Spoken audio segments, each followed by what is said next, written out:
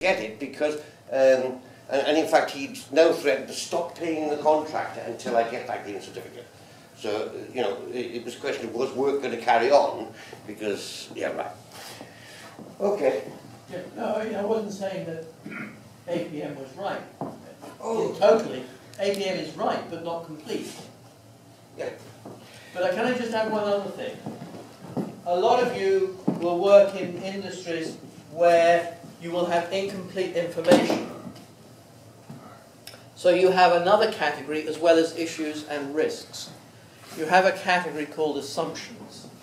And I like to see these in a separate register because assumptions are very different. Even in general building work, it's useful to have an assumption register because assumptions are effectively a false truth you are moving forward on.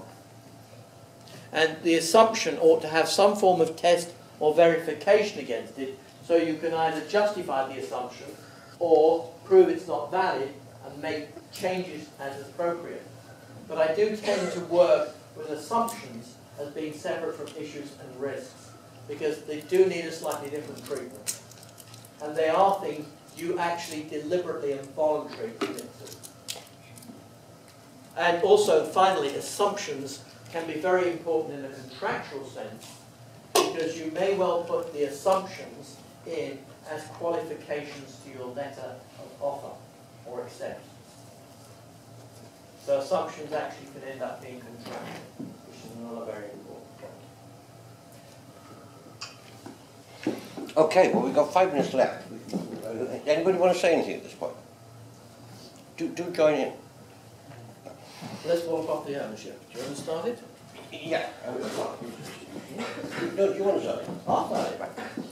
Issue ownership very much depends on whose area the issue is in.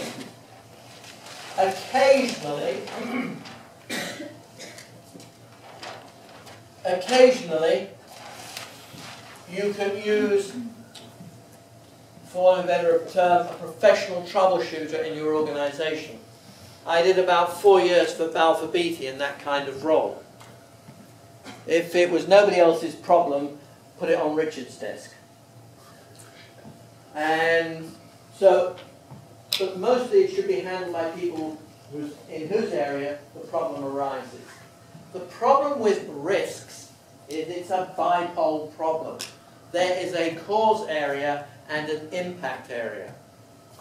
And the health and safety guy explained it very well in one lecture.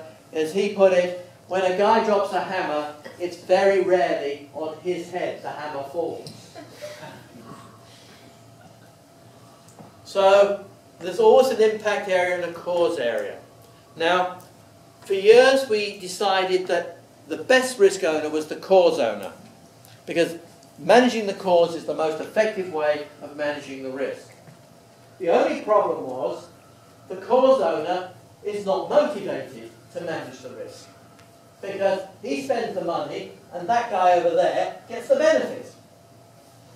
So a lot of modern software actually identifies or persuades you towards the impact owner being the owner of the risk because they are motivated to do something about it, but they are allowed to identify the cause owner and provide or to require from the cause owner correction of the cause. But they are motivated necessary to provide money and or resource to help the cause owner manage that problem to their benefit. That's as far as I can go. Right. Yeah, the two are very different, issues and risks. An issue only needs one owner, as Richard was suggesting. It does need to be somebody fairly senior. The issue management process is usually a weekly process in most projects. And if you have a weekly meeting and you decide what issues have to be dealt with, and each issue is given to one person to resolve in the coming week, usually. It needs to be a person of some seniority who can authorize expenditure now because you need urgent action, because it's an issue.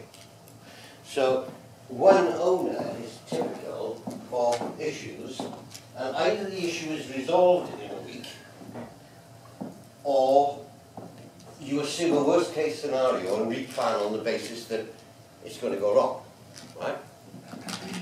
When it comes to a risk, Richard and I are in total agreement. You've got two owners. You've got a cause owner who is it's not the cause. There's no blame. And you know, the man dropping the hammer example, there he was the cause. He dropped the hammer. But the cause owner is usually that person in the organisation best able to manage the cause.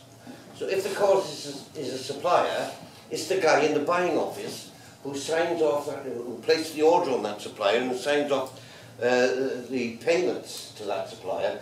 When that buyer shouts, the supplier jumps. So that buyer is the cause owner. He's not the cause. He's best able to manage the risk, but of course, if the goods come in late or of poor quality, it doesn't affect the buyer. It affects the impact owner, who is the person managing the WBS item, work breakdown structure item, project, people, and we're talking project list here. A project is broken down on a work breakdown structure to define the project, and each element of the structure has an owner.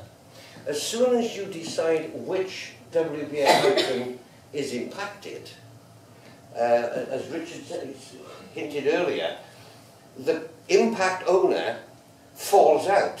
It's the guy who's responsible for managing that WBS item. He is the impact owner, and you don't need to have some decision about it. And he's the guy who is most motivated to get it done. So allow him to name the cause owner. It's the only form of empowerment I've ever found worked. You know, HR had this thing about people should be empowered. And as soon as I heard about it, I thought, that will never work. I mean, Ned's definition of empowerment is, I can rewrite your job description to include anything and not pay you any more money for it.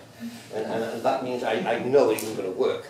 But this bit of empowerment does work, because you see, this guy, he really wants the risk managed. He's the one who's worrying about it. And he knows who the cause owner is and can name him. Don't give the cause owner any choice. But the impact owner, name him. And empower the impact owner to have a right of access. No need to make appointments or send emails or whatever. He's got to be able to phone him up, and he's got to answer the phone and act. And if he either is difficult to get hold of or difficult to spring into action, then the impact owner has to have a responsibility to report up the project management chain, this risk isn't being managed. Yeah, it works. But issue ownership and risk ownership is a bit different, and the process is a bit different.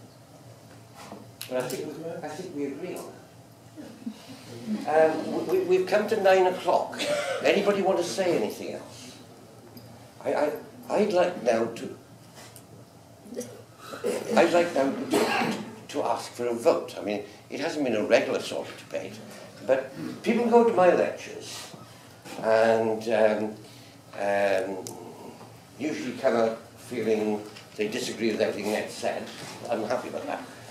And then they go to Richard's lectures and they all come out saying, but Richard tells a completely different story to Ned. And that's why we call this a debate.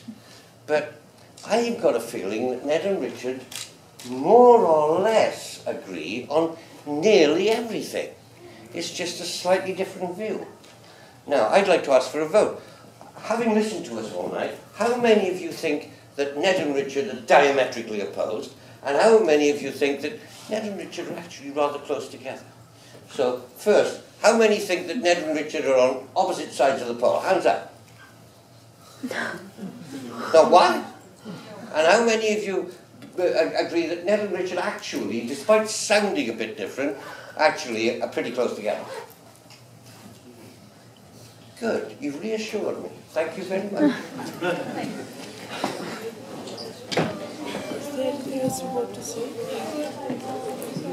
Thank you all very much for coming.